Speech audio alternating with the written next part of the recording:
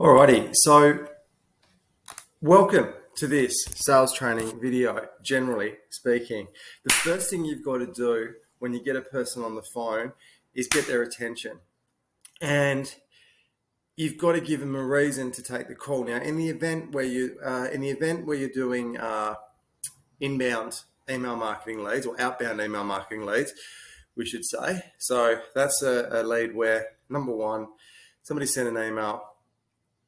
Two, the customer's responded. The customer wasn't proactively looking for it, but when it was brought to their attention, they put a foot forward and said, well, okay, tell me more about this product. So one of the things, you've got to do two things. You've got to appear polite. Now, there's a large percentage of people that don't like it when you get on the phone and just start talking. If you get on the phone and just say, oh, hi, how are you? Hope you're having a good day. And then people know straight away it's a sales call, and boom, a wall goes up completely and straight away. So what you've got to do is you've got to be clever. So how I do this is I'll ring up and I'll say exactly like this. I'll say, oh, hi, is that Steve? Fantastic. Steve, we got an inquiry from, actually, before I go ahead, do you have a second? So what I've done is I've started explaining an inquiry. It could be from me, it could be from them, but it's an inquiry. There's something legitimate. There's an air of legitimacy in my first statement. But then I'm pulling myself up to ask them if they have a second. And you're achieving a lot of things in that very short and very quick little sort of introduction. So that's basically step one. Step two, so obviously we're breaking it up into stages. So we've got step one, we've got introduction. Introduction. And that's how we do the introduction. So once more, and practice it yourself. Oh, hi, Steve, we've got an inquiry. Actually, before I go ahead, sorry, do you have a second? And you've got to sort of obviously make it sound natural, and that'll come with practice. Sales is a kind of a show business. So introduction, and the next, so once you've done that, short story. So the first thing you've got to do is basically in the introduction, you've got to get your attention, but you've got to sort of establish legitimacy, and you've also got to show respect. And what that does is it ticks all of those boxes in one hit. How you going? Got an inquiry. Sorry, before I go ahead, do you have a second? Hi, we got an email from info at XYZ. Oh, sorry, before I go ahead, do you have a second? Or instead of, oh, sorry, you can also use even actually. So, oh, hi, we got an inquiry from info at XYZ radios. Actually, before I go on, do you have a second? So actually, or, just something to sort of break it up. So you can do that in a few words. You're getting their attention, you're establishing legitimacy, and you're showing their respect to them by actually asking if they have the time to talk. So you're accomplishing a lot with very little. And then your short story. The first thing you want to do with the short story, now the traditional is attention, interest.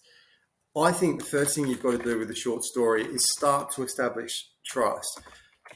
So for example, with a product like the removal of negative reviews, how I would do that is I would say, hi, look, so I understand, so we'll back up and we'll flow from step one to step two.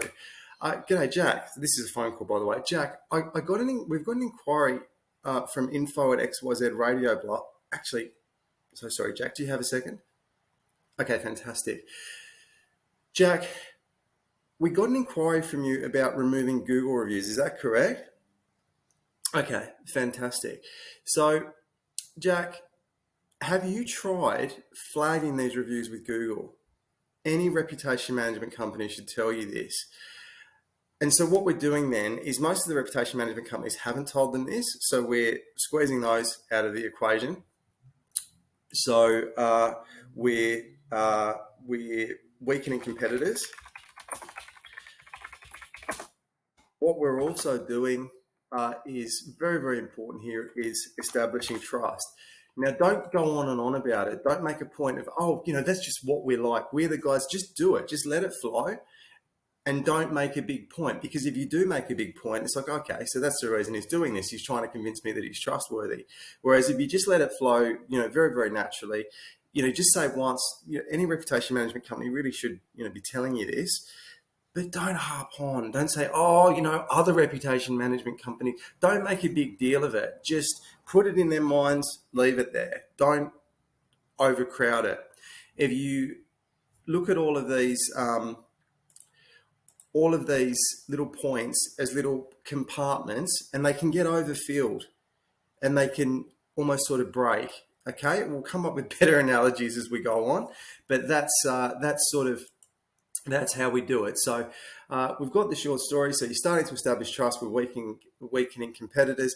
And then I'll go even further. So I'll double down on the trust, right? Without reminding them of how trustworthy I am, I'll double down on the trust. And I will say, for example, with a product like the one we're doing here with Bizdify, double down on the trust by saying, have you tried to sort it out with the individual? Because if you can turn that 1-star into a 5-star review, it's obviously much better than paying me. Now, the fact is, most of the time they've already gone through this process, but if you can give them a shot at doing it, why not? What you will win versus what you will lose makes up for it. In a way, it's what's the old honesty is the best policy. That's the word I'm looking for. And it really is when you're trying to establish that rapport. Once you've sort of established trust, once the walls come down, you can then sell them anything, really, within reason. If they trust you and if they like you, they'll buy from you, even in B2B. Number 3, so you've got obviously your short story and your presentation. The traditional sales training tells you introduction, short story, presentation, close. I say introduction and short story and presentation are sort of the one thing, and then I'll go in for small closes. So, for example, I'll say, well, look, these are important. I won't question them. I won't say, do you think reviews are important? I'll say, look, reviews are important, yeah? You go to an Italian restaurant, the restaurant website says it's the most fantastic restaurant in Melbourne. The reviews repeatedly say it's the worst restaurant. The food tastes like it came out of the back of a carnivore on a hot day. So we've got a lot of but yeah, what are you going to believe? And what are you going to believe? What do you believe? What people say about themselves or what other people say about them? John's a great bloke. John says himself, I'm a fantastic guy. Everybody loves me. And everybody else says John's a prick. What do you believe?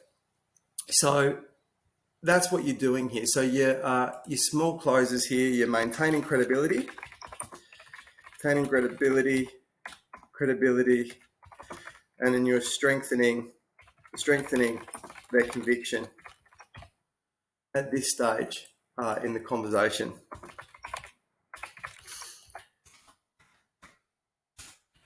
And then close. Don't be afraid to ask for their business.